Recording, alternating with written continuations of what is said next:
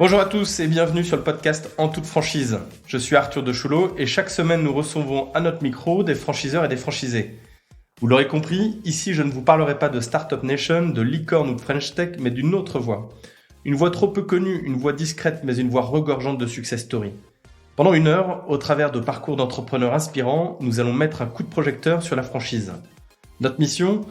Lever le voile sur la franchise, explorer les clés de réussite, les pièges à éviter et les tendances à suivre.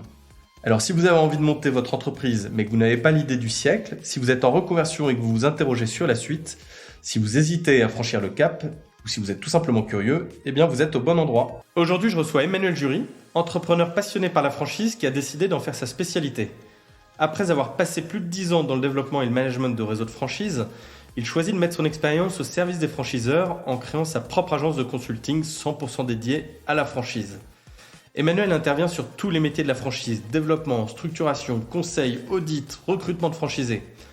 L'opportunité pour moi de l'interroger sur sa vision du monde de la franchise, les tendances qu'il voit émerger, les tips qu'il donnerait à des jeunes entrepreneurs ou encore les erreurs et faux pas à ne pas commettre.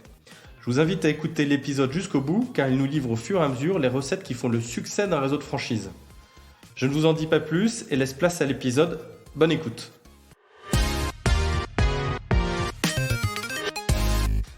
Bonjour Emmanuel. Bonjour Arthur. Je suis ravi de te retrouver pour ce nouvel épisode. Je suis ravi de passer un moment avec toi. Tu vas pouvoir nous raconter, nous faire part de toute ton expertise, ces longues années que tu as passées dans le milieu de la franchise. Et pour démarrer, eh bien, je te vois beaucoup commenter l'actualité, notamment dans le retail, le prêt-à-porter. Et ça m'intéressait d'avoir le regard que tu portes sur ce qui se passe en ce moment. On voit beaucoup d'enseignes qui sont en souffrance. Comment tu analyses la situation ? Alors, oui, je commande parce que c'est vrai que Progressium a 12 ans et on a eu notre premier client qui était le groupe Beaumanoir. Donc, c'était dans le textile. Donc, et il se trouve que c'est plutôt le prêt-à-porter qui est en souffrance, et c'est bien le mot, en ce moment. Le regard que je porte, je pense tout simplement que les compétiteurs en prêt-à-porter sont trop nombreux, et notamment dans le vêtement féminin. Donc ça, c'est la première chose. La deuxième chose, c'est qu'effectivement, il y a pas eu un espèce de virage digital qui a été pris.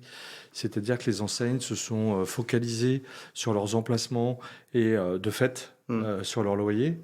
Et ce qui fait que ça les a un petit peu sclérosés et ça les a empêchés d'investir dans ce qu'on appelle désormais le digital, et voire même dans le produit finalement, dans la recherche et développement.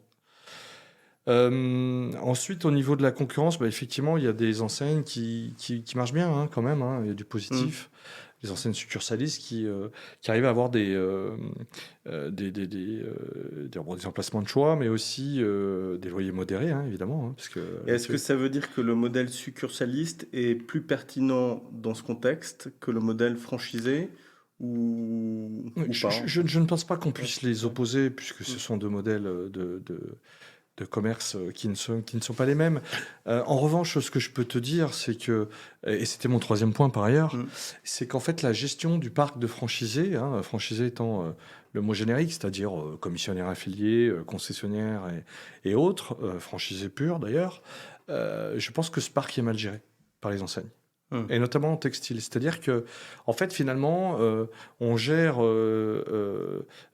pas d'ailleurs des des plurifranchisés, en tout cas on les gère mal, et on ne raisonne pas en parc. C'est-à-dire que pour moi, une enseigne, elle a un parc de succursales, c'est souvent le cas, ils sont très hybrides, un parc de succursales et un parc de franchisés. Donc on doit pouvoir gérer ces deux parcs, et souvent c'est plutôt mal géré, notamment en animation réseau. Donc c'est plus des questions d'organisation interne qui posent problème ou pas vraiment ? Je pense que malheureusement les franchisés sont pris en étage sur la politique et sur la vision du dirigeant. Et cette vision, alors parfois elle est bonne, bien sûr, mais cette vision elle doit plutôt être partagée avec eux en fait. En fait, ils sont pas assez impliqués dans les processus de décision, dans la stratégie finale, à long terme donc, de l'entreprise. Et c'est ça, je pense, l'erreur majeure. Et pour toi, c'est quoi les enseignes qui vont tirer leur épingle du jeu là, dans les 2-3 ans à venir ? Déjà, est-ce qu'il va en rester ? Oui, heureusement le retail n'est Ouais. pas mort. Ouais. Sinon, je pense qu'effectivement, le Covid a simplement. Alors, je fais un petit peu des raccourcis, parce qu'on n'a pas un temps non plus démesuré, mais je pense que le Covid a simplement accéléré le processus, c'est-à-dire des enseignes qui, bon an, mal an, s'en sortaient année après année, en ayant une petite érosion du chiffre. Là, elle a une érosion d'un coup, ce qui fait que c'est retrouvé à découvert finalement. Et quand on est à découvert, on est beaucoup plus en risque. Donc non, les enseignes qui vont s'en sortir, c'est celles qui, comme je l'ai dit tout à l'heure, digitalisent, celles qui apportent quelque chose, qui donnent du sens. Nos nouvelles générations, consommer pour consommer et avoir la propriété, c'est pas vraiment ce qui les intéresse en premier. D'étonner aussi, ça va être des sujets recyclés. C'est beaucoup plus de plus en plus d'enseignes sont sur le sujet, c'est-à-dire on veut recycler, donner du sens. C'est pas la peine d'acheter pour en avoir plein les tiroirs. D'ailleurs, on voit bien que Vinted en France c'est le pays où il gagne le plus d'argent, donc c'est bien qu'il y ait quelque chose qui est en train de se passer. Voilà, en gros, alors moi je suis pas un grand spécialiste non plus de la stratégie des enseignes, mais c'est ce que je vois, en tout cas au niveau des franchisés. Alors on va revenir sur ton parcours. Comment tu es tombé dans ce milieu de la franchise? Est-ce que tu peux nous raconter un peu tes différents jalons qui t'ont amené jusqu'à la création de Progressium? En fait, moi j'étais en grande distribution avant, puisque je vendais du Coca. Voilà, j'ai vendu du Coca-Cola, du Fanta. J'ai lancé le Coca Cherry, yes. Et en fait, je m'ennuyais en distribution. Donc un jour, j'ai été appelé par un chasseur de tête qui m'a proposé d'être développeur. Et j'ai été développeur pendant 3 ans. Ouais. Du coup, chez Atoll, les opticiens, pour pas les nommer. Puis ensuite, j'ai été directeur de région. Et ensuite, j'ai fini à 33 ans à être directeur commercial. Et puis ensuite, je m'ennuyais très fortement, comme ça m'arrive à peu près tous les jours. Et donc, en fait, je sentais qu'il y avait quelque chose qui se passait sur le marché du conseil, en franchise notamment, puisque je faisais partie de l'association Graines de Réseau. Et donc, à ce titre, je voyais des jeunes enseignes qui avaient des besoins qui me semblaient colossaux. Et donc, décision a été prise avec Jean-Paul Zetlin de créer non pas le énième cabinet, mais de créer une agence qui cumule du conseil en franchise et du développement, c'est-à-dire maîtriser à 360 degrés la fabrication d'un réseau de franchise. Ça n'existait pas à l'époque, en 2011. Oui, parce que Progressium, tu l'as créé en quelle année? 2011. 2011. 2011 officiellement, dépôt de marque, enfin tout bien fait comme il faut avec la création de la SAS. Et ça n'existait pas, je te disais, d'avoir les deux métiers, et ça n'existe toujours pas d'ailleurs, 12 ans après. Voilà. Donc ça, c'est ce que tu caractériserais comme la force de Progressium, cette double compétence. Et tu dis que ça n'existe pas, mais est-ce qu'il n'y a pas des cabinets qui essayent de se positionner sur ton créneau? Comment tu analyses plus généralement le marché du conseil en franchise actuellement? Je pense, là, j'avais fait un post sur LinkedIn il y a peu de temps sur le sujet. En fait, je pense qu'il va falloir pivoter, en fait, parce que le conseil en tant que tel, s'il n'est pas pragmatique, s'il n'est pas tourné vers un ROI assez immédiat, ou en tout cas court terme, je pense qu'il va avoir du mal dans les années qui viennent, et particulièrement en franchise. Parce que nos clients, nos prospects, qu'est-ce qu'ils veulent? Voilà, c'est la question qu'on s'est posée, nous, cette année. Ils veulent des franchisés. Sous toutes ses formes. Franchisés, concessionnaires, commissionnaires affiliés, licenciés de marque, coopérateurs, adhérents, tout ce que vous voulez. Et le conseil est au service du développement, finalement. C'est-à-dire qu'il doit être là, de manière pragmatique, pour aider nos clients, nos prospects à recruter des franchisés. Là, tu as travaillé avec combien d'enseignes depuis ta création? C'est une excellente question. Est-ce que tu saurais Je crois qu'on est autour de rappeler 450, me 450 semble-t-il. Alors, c'est plus les consultants qui savent ça. 450, on doit être pas loin des 1000 signatures en franchise, quelque chose comme ça. Et c'est quoi la plus belle réussite que tu auras envie de me raconter? Que tu en as une ou deux qui viennent à l'esprit? Il y en a plein. Ouais. C'est surtout... Alors, au-delà des résultats, c'est des histoires d'hommes, surtout, en fait, finalement. Ouais. Bon, on a travaillé avec meilleurtaux.com, c'est Jean-Paul qui a créé le réseau. Bon, on peut dire que c'est une réussite. On a créé toute la structuration d'Otakos. On peut dire que c'est une réussite. Il y en a d'autres, puisqu'on travaille avec la chaise longue depuis 2016 Et on peut dire que la majorité des points de vente ont été recrutés en succursale ou en affilié par nous. Mais c'est surtout les aventures humaines, nous, qui vont nous intéresser. C'est vraiment moi, c'est ce qui me fait vibrer. Les résultats, c'est bien. Gagner de l'argent, c'est bien. Mais bien se marrer et être en confiance avec un client, c'est quand même... Est-ce que tu arrives à déterminer, peut-être que ça n'existe pas, hein, je ne sais pas, mais un espèce de dénominateur commun de réussite à toutes ces enseignes? Oui, complètement. Là-dessus, tu vois, c'était quelque chose dont on était en train de parler avec Quentin d'au fur et à mesure qui était chez nous aujourd'hui. On parlait des valeurs. Alors les valeurs, souvent, c'est galvaudé comme terme, etc. Mais en tout cas, on voit bien avec Quentin qu'on a les mêmes. Et voilà, et ça fonctionne et ça match à 200%. C'est pour ça qu'on est vraiment, nous, en train de se poser la question de peut-être limiter. On a 35 enseignes en développement sur Progressium et 20 en succursale sur Progressium Immobilier. On est en train de se poser la question de voir, est-ce qu'on limiterait pas le nombre d'enseignes pour être beaucoup plus proactif et plus dans un accompagnement plus puissant avec l'enseigne, en fait. Ma question, c'était plus elle portait plus sur l'enseigne, pas la relation entre Progressium et l'enseigne, mais plus sur la réussite de l'enseigne dans son développement. Est-ce que tu vois des choses que tu retrouves dans ces enseignes à succès, parce qu'il y en a beaucoup en France? Oui. Est-ce que tu vois des dénominateurs communs qui sont le signe de succès ou de croissance Arthur, oui, il y en a beaucoup à succès, mais à très fort succès, il y en a peu. Tiens, ça c'est intéressant. C'est quoi un très fort succès? Est-ce que tu as des exemples? Oui, par exemple, je pense à Pitaya. On n'a jamais travaillé avec eux, mais c'est pas parce qu'on n'a pas travaillé avec eux qu'il ne faut pas reconnaître ce qui se passe. Et puis c'est vrai que la reconnaissance d'être racheté par le plus gros groupe de restauration en France, le groupe Bertrand, effectivement, voilà, c'est une forme de reconnaissance. Je pense que c'est un très beau succès, ça a été très malin, ça a été très bien fait, mais je pense que des Pitaya, il n'y en a pas beaucoup en fait. Alors il y en a d'autres, hein. Il y a dans le poké, je crois que Pokawa est quand même pareil, hein, ce n'est pas un de nos clients, mais il faut reconnaître aussi ce qui se passe en face. Pizza Così en est un autre, par ailleurs, qui a été créé par notre concurrent, mais voilà, il y a des choses qui passent, mais très sincèrement, il n'y en a pas beaucoup. Les success stories, moi, je l'analyse de cette manière. C'est-à-dire qu'avant, on raisonnait en points de vente. Moi, je veux 400 points de vente en France, en avant, tous les spots, les bons spots, je les veux. Maintenant, c'est plutôt où est-ce qu'il faut qu'on soit. C'est plus un objectif qu'il faut avoir, c'est un enjeu. Mais si on doit quand même raisonner en termes de nombre de points de vente, c'est vrai que maintenant, quand on a 50 points de vente, c'est quand même déjà pas mal, alors que ce n'était pas le cas auparavant. 100, tu commences à être un peu extraordinaire. Et alors au-delà, voilà.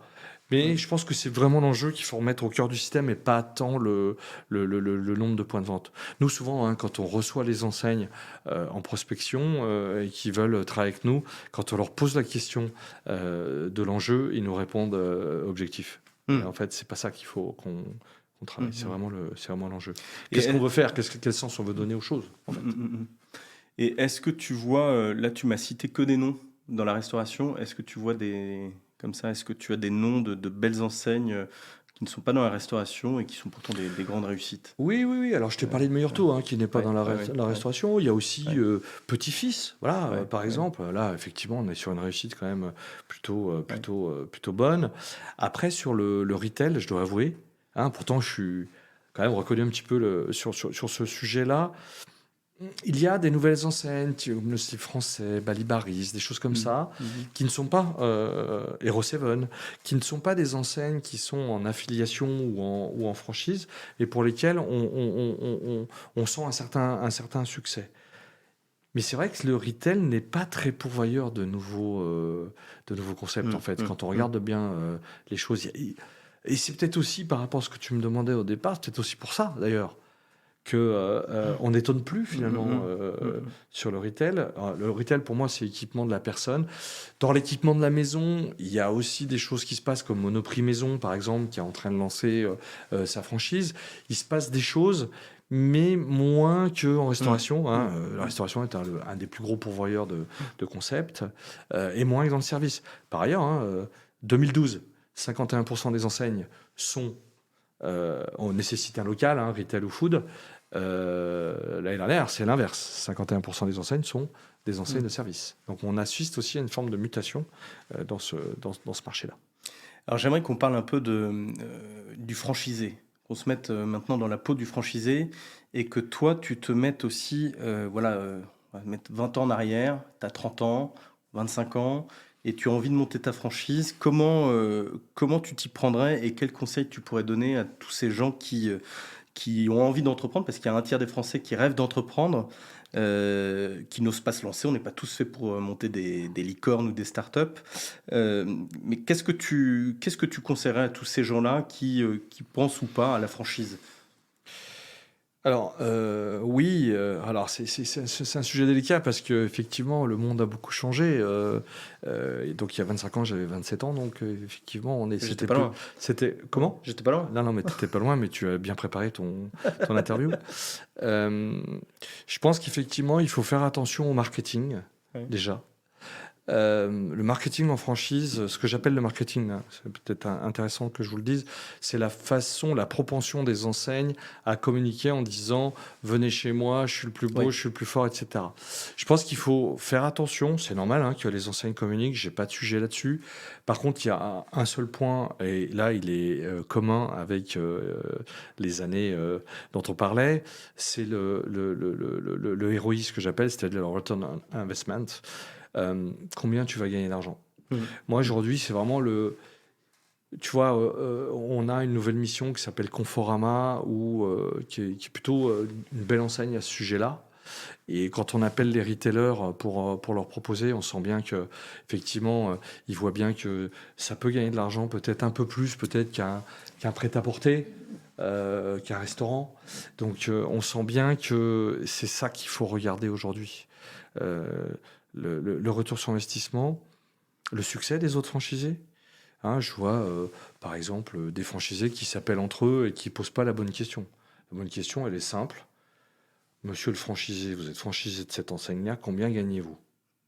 C'est quand même assez simple comme question, ben, ils ne se la posent pas. Voilà, il faut se la poser, parce qu'à un moment donné, si on quitte un job, hein, je parle bien sûr du statut de primo-excédent hein, en franchise, si on quitte un job et qu'on ne sait pas combien on va gagner, je trouve ça quand même un petit peu dangereux. Voilà, c'est bien repérer ce qui se passe, bien analyser les chiffres et bien voir si on va gagner de l'argent, parce que tu as raison, on n'est pas entrepreneur qui veut non plus. Et bien être sûr de ça et bien être conseillé. Moi, il m'arrive souvent de dire aux gens, monsieur, vous n'êtes pas fait pour l'entrepreneuriat, il faut qu'on arrête tout de suite cette discussion, ce qui n'a rien à voir avec vos qualités intrinsèques, mais non. Non. Et puis il y a aussi, moi j'ai pu le voir dans mon réseau, des franchisés qui imaginent gagner de l'argent dès l'instant où ils ouvrent. Oui, il y a ça aussi. Et ça, c'est quand même un élément, comme une fausse idée. C'est parce qu'on ouvre une enseigne que le lendemain, on va gagner sa vie. Oui, et puis en plus, on a quelque chose, on a un petit peu sous perfusion en France. C'est-à-dire que, en fait, comme on a, enfin, ça s'appelle plus le Pôle emploi maintenant, ça s'appelle France Travail, si j'ai bien suivi les actualités. En fait, quand vous êtes chef d'entreprise, vous pouvez bénéficier de 24 mois de rémunération, entre guillemets, par l'État. Voilà. Et ça peut fausser aussi les choses, puisque l'entreprise n'est pas habituée à payer un salaire ou des salaires, peu importe comment Et ça peut porter préjudice au bout des 2 années, parce que l'entreprise n'est pas habituée à cela. Alors moi, ce que je conseille aux franchisés, alors je travaille peu avec des primo-excédents, mais quand même, j'en ai quelques-uns, c'est de leur dire, moi je pense qu'il faut mettre de côté l'argent, comme si vous aviez été payé, de manière à ce qu'habituer l'entreprise à avoir cette charge à payer. Voilà. Mais c'est vrai qu'on a ces dispositifs qui nous aident, mais il faut faire attention, parce que le moyen terme, le long terme, est loin. Pour un franchisé, 2 ans, c'est loin. Mais en fait, quand il s'agit de se payer, ça arrive tout d'un coup assez violemment. Et tout d'un coup, on réagit en disant « Ah merde, il faut que je me paye ». Mais oui, il faut que tu te payes là. C'est plus le Pôle emploi qui te paye. Et finalement, c'est une forme de violence, quelque part. Oui. Quelle est la voie naturelle de développement d'un franchisé? Un franchisé, il ouvre son premier site. Au bout de 2 ans, ça fonctionne, etc. Quelles sont les voies de développement pour lui? Là c'est pareil, est-ce que tu vois des dénominateurs communs entre différents franchisés qui vont vers la multifranchise, de la plurifranchise? C'est quoi les voies de développement que tu identifies Alors, il y en a plein, hein, sans doute, hein, mais... Oui, mais les majeurs. En fait, pour bien rappeler, la multifranchise, c'est j'ai plusieurs magasins ou plusieurs restaurants de la même marque. La pluri, j'ai plusieurs marques. Donc, voilà. Donc, le sujet aujourd'hui, il est en train de glisser très fortement sur de la pluri. Pourquoi ? Parce que nos amis franchisés sont quand même plutôt dégourdis, si vous me permettez l'expression, et essayent d'aller chercher des concepts qui vont leur permettre d'avoir des marques soit connexes, soit complémentaires, voire même affinitaires. Et c'est tout à fait naturellement qu'ils le font, ça peut être par instinct, par recherche, etc. Mais le début du début, il faut bien commencer. Donc le début du début, c'est d'en avoir un. D'en avoir un, ça veut dire être très impliqué, très engagé. Ça veut dire travailler beaucoup d'heures, des fois même beaucoup plus que dans le job qu'on avait avant, pour différentes raisons. Un, parce que c'est notre argent. Deux, parce que il faut le faire. Hein. Et puis on est aussi, quand on est franchisé, on a la variable d'ajustement. C'est-à-dire quand il manque quelqu'un, il faut le remplacer.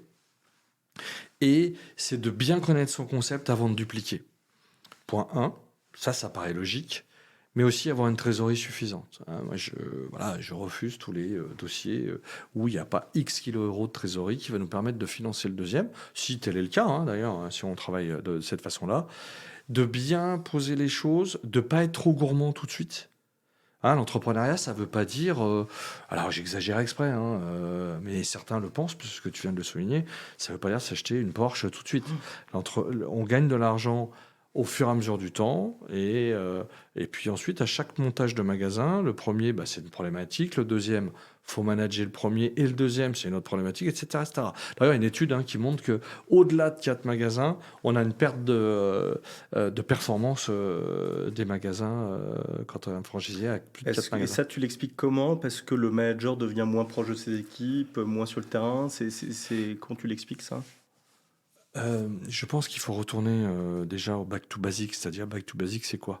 C'est d'être dans les magasins, premièrement, dans les restaurants, et même dans des agences de services. Il faut accompagner les collaborateurs. En fait, c'est pas vrai que ça marche tout seul, et c'est pas vrai qu'on peut rester le samedi à la maison alors que les collaborateurs sont en train d'essayer de vendre dans les magasins. Donc, ceci étant dit, c'est le premier code à changer. Il faut accompagner, venir voir. Et puis j'ai oublié ta question. Non, mais je te demandais,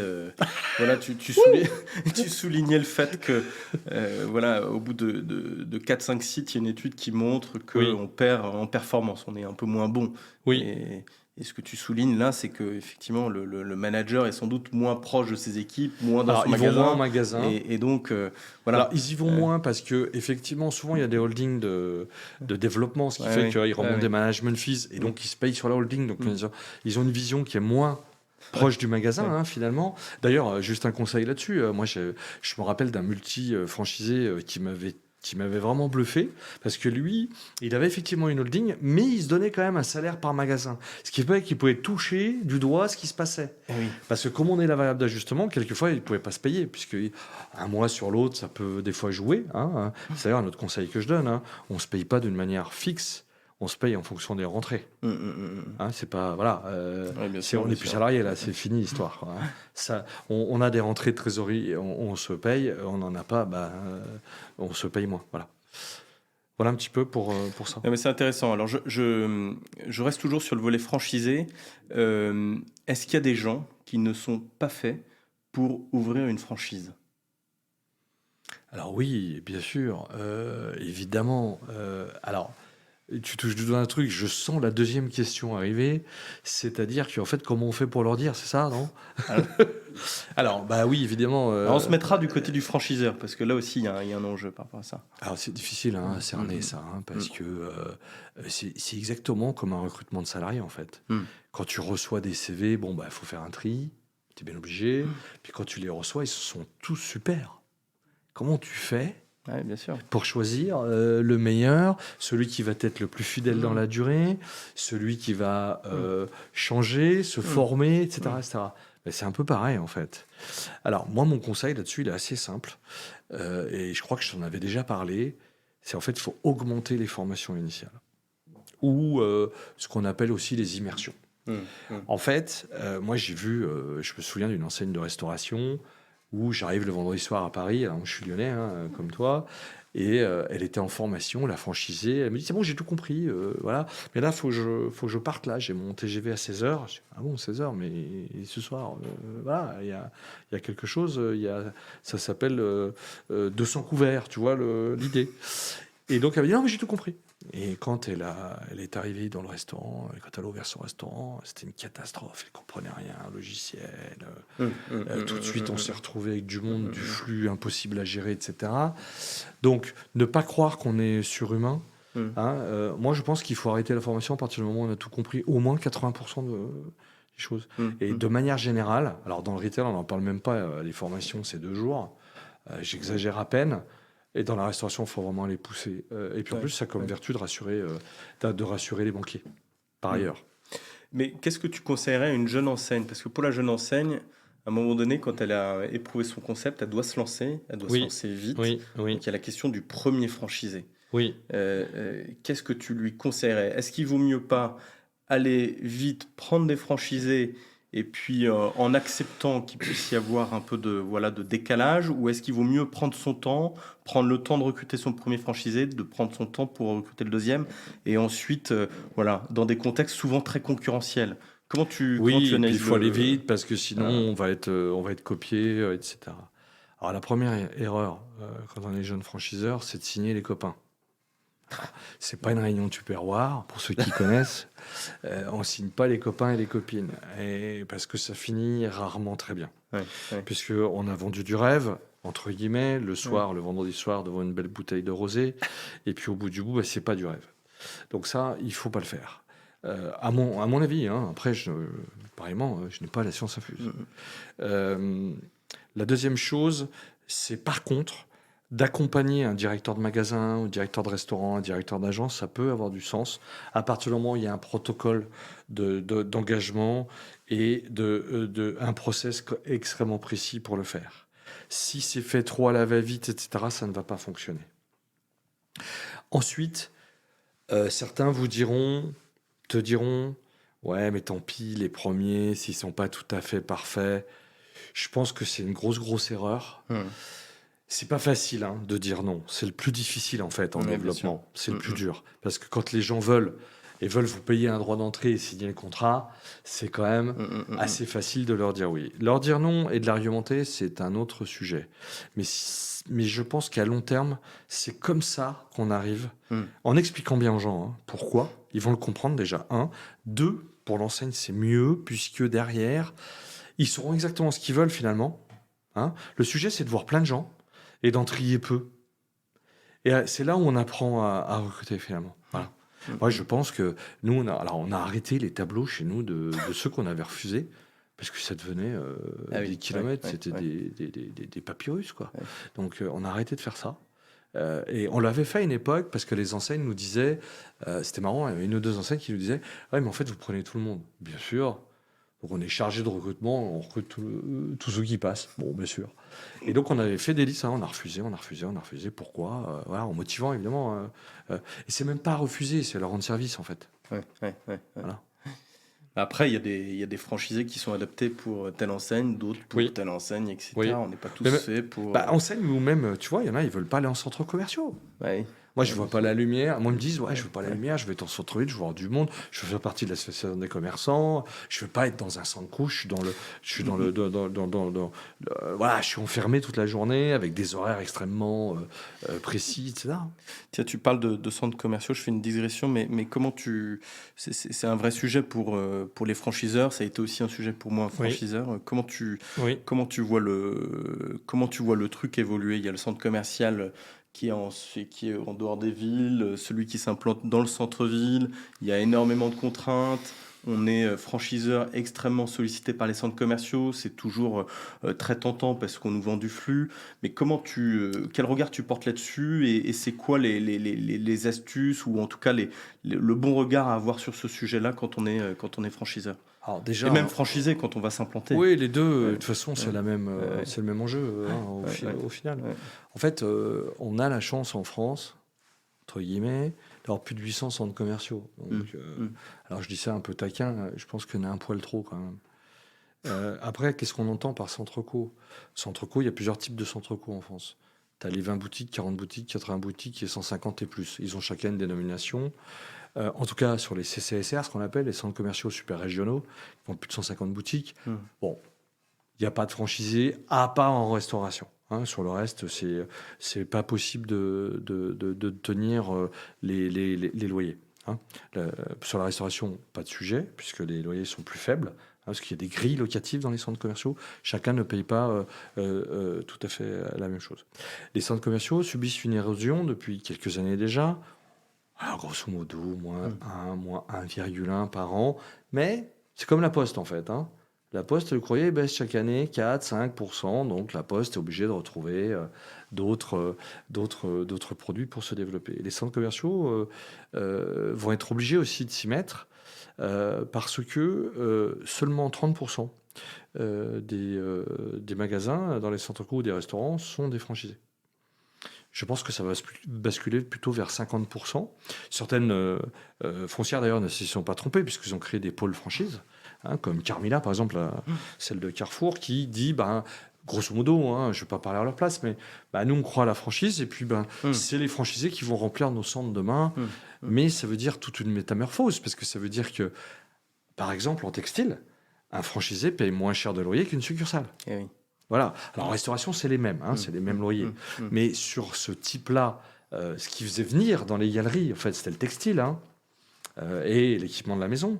Donc là, il va y avoir aussi une métamorphose à faire. Alors, j'ose à peine penser au dépôt de bilan de bailleurs, mais enfin, bon, on est quand même dans un domaine plutôt chahuté, quoi.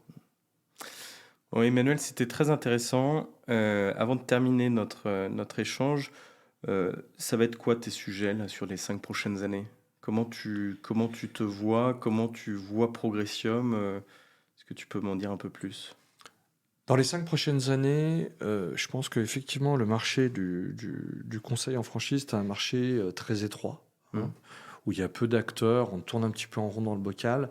Donc, on va essayer de sortir un peu du bocal, aller travailler avec Progressium Immobilier par ailleurs, aller travailler un peu plus sur l'industrie des locaux commerciaux. Deuxièmement, on va encore plus trier les enseignes avec lesquelles on travaille, c'est-à-dire encore plus auditer. Là, on est déjà très, très, comment dirais-je, exigeant sur la façon qu'elles ont de travailler, sur les audits qu'on leur fait, ou les setups, ou les cadrages, ce qu'on appelle chez nous. On va aller de plus en plus sur une exigence, on l'a déjà, mais on va encore plus l'appuyer. On va encore plus s'appuyer sur les franchisés, puisqu'on a créé le Multi-Unit Forum, comme tu le sais. Et dans le cadre du Multi-Unit Forum, on a le lab, c'est-à-dire qu'on fait travailler des franchisés avec nous pour auditer des enseignes. Par exemple, là, s'il y a une enseigne où j'ai fait travailler le franchisé sur la façon dont le développeur le gérait d'une enseigne qui n'est pas cliente, et donc il n'a pas signé au bout du bout. Voilà, il m'a expliqué pourquoi. Donc maintenant, je sais mieux. Parce que moi, quand j'audite une société et que je regarde les modes opératoires de travail, je ne les vois pas de la même manière qu'un franchisé. Voilà. On va remettre encore plus le franchisé d'une manière générale, puisque aussi on va travailler beaucoup plus aussi avec le commerce associé. Parce que comme tu le sais, je suis expert à la Fédération du commerce associé depuis mars. Et il y a 2 autres experts chez nous, Alain et Jean, qui sont proche du commerce associé. On va plus travailler sur des entreprises qui sont un peu plus grosses en termes de grosseur de parc. Je t'ai parlé de Conforama tout à l'heure. On a d'autres sujets qui vont arriver avec peut-être des 1000 m², 2000 m², 3000 m², des choses un peu plus trapues et sur lesquelles on a la demande, nous, des franchisés, qui nous disent, par exemple, moi j'ai 15 magasins de 100 m², finalement si j'ai un seul 1500 m², c'est peut-être pas plus idiot, et avec un restaurant à côté, pourquoi pas. Voilà, je vais essayer d'emmener la barque, parce qu'on reste une barque Progressium, je vais essayer d'emmener la barque vers des sujets un peu plus comme ça, toujours, avec le franchisé au cœur du système. On va suivre où les ventes mènent. Donc je te remercie Emmanuel, c'était passionnant, puis on se retrouve très bientôt. Merci pour l'invitation. Merci Arthur. C'est la fin de cet épisode. Merci d'avoir écouté le podcast En toute franchise. N'hésitez pas à nous partager vos avis en commentaire, à nous encourager. Et si vous souhaitez être notifié de prochains épisodes, pensez à vous abonner. Je vous dis à bientôt pour un nouvel épisode.